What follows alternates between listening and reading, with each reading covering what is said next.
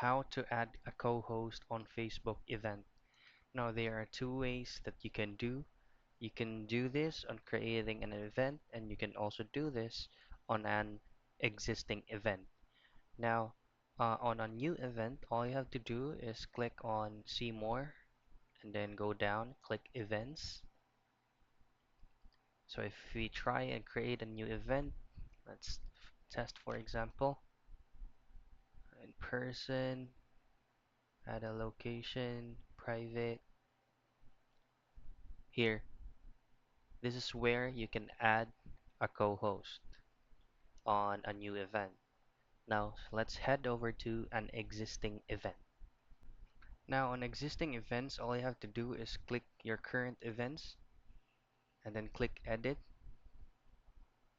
You will go back to the same page. So this is where you can add co-host. So that is how you add co-host on Facebook event.